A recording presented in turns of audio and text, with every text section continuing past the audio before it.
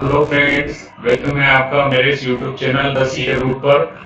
जैसा कि आप जानते हैं, मैं बिजनेस स्टडी के लिए रोज डेली कुछ न कुछ अच्छे से नोट्स बनाकर आपके लिए पीपीटी स्लाइड में लेकर आ रहा हूँ, वीडियोज में लेकर आ रहा हूँ।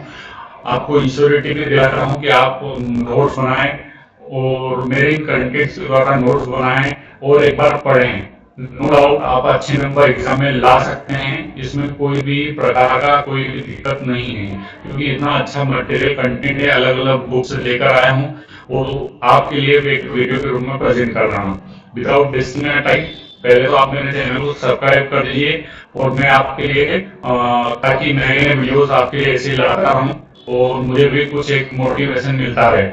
ठीक, अब मैं डिस्कस करने जा रहा हूँ बिजनेस का environment chapter class 12 business study में से।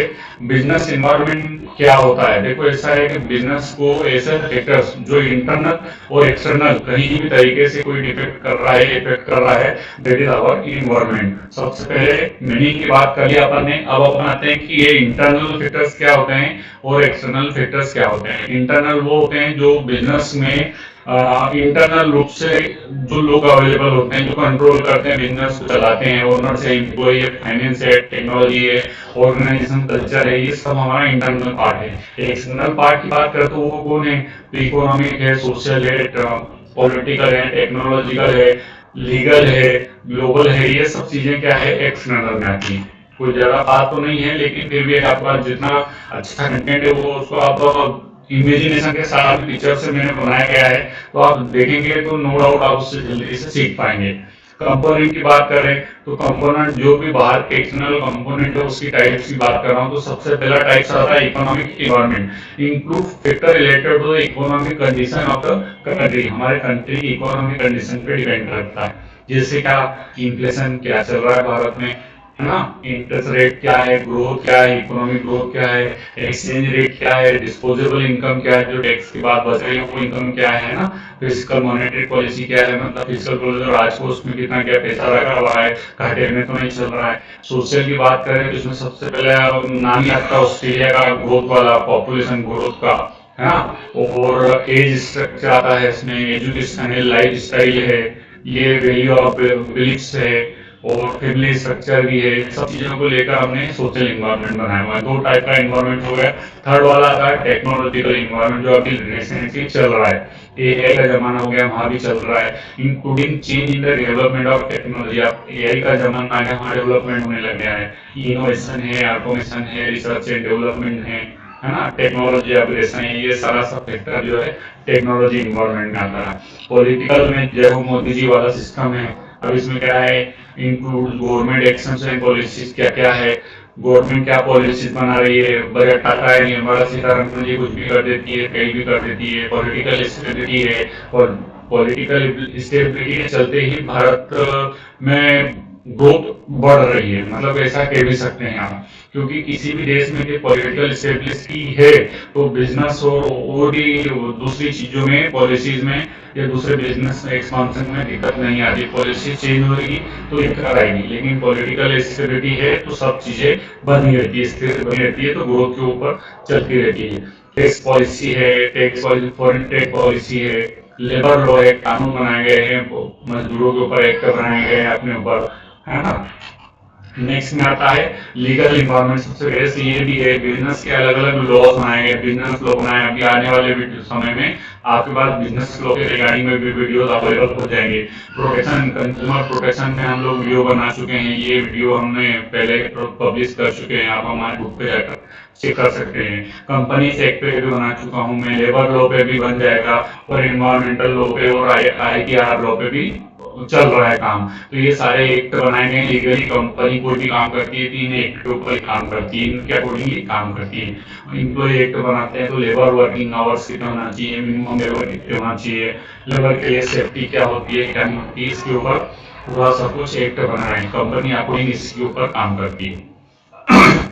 One of the most topic here, pillars of the new India growth. नई इंडिया की ग्रोथ के लिए 4 पिलर बनाए गए हैं, आपकी बुक्स में 3 ही होंगे, एक चौथा ये भी है हिस्सा, इसलिए हमने इसको हमारे टॉपिक में जोड़ा हुआ है। 11th में भी टॉपिक पूछा जाता है, 12th में भी टॉपिक पूछा जाता है। सबसे पहला नाम आता है पिलर्स में, सबसे पहला नाम आता है लिबरलाइजेशन, इसको तो हिंदी में हिंदी में इसको उदारीकरण भी बोला जाता है।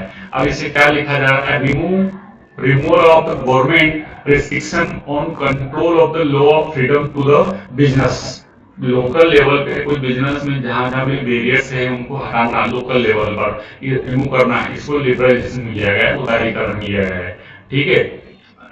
नेक्स्ट आता है प्राइवेटाइजेशन, निजीकरण, transfer the ownership of public sector into the private sector. Public sector की जितनी भी ओनरशिप है उनको ट्रांसफर कर देना प्राइवेट सेक्टर में, प्राइवेट सेक्टर के हाथों में देना है, इसको निजीकरण भी बोला जाता है।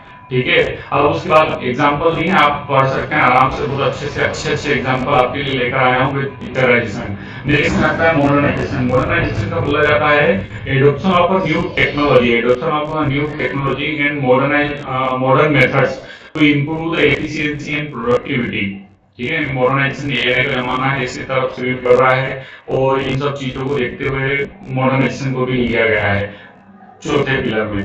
और अब लास्ट वाला आता है ग्लोबलाइजेशन, इसको उदारीकरण भी बोलते हैं। ये है सबसे वन ऑफ द वैश्वीकरण, इसे वैश्वीकरण बोला जाता है, ग्लोबलाइजेशन को वैश्वीकरण बोला जाता है। और इसे ऐसा बोला जाता है, इन माय वर्ड्स से बोला जाए तो that is remove the barrier of one country to another country. एक कंट्री का बैरियर दूसरी कंट्री की ओपन करना, दैट इज ग्लोबलाइजेशन, है ना, वैश्वीकरण।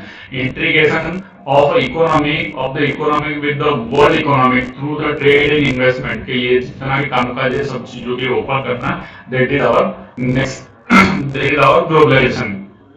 क्या क्या बेनिफिट्स होते हैं इन सब चीजों को लेकर मैंने एक बनाया हुआ है। ये एलपीजी का जो बेनिफिट है ये वो बता रहे हैं। Help in identification of opportunity and threats, हमें क्या समस्याएं आने वाली है, क्या अपॉर्चुनिटी मिलने वाली है, उन सब चीजों के लिए हेल्प हो जाती है।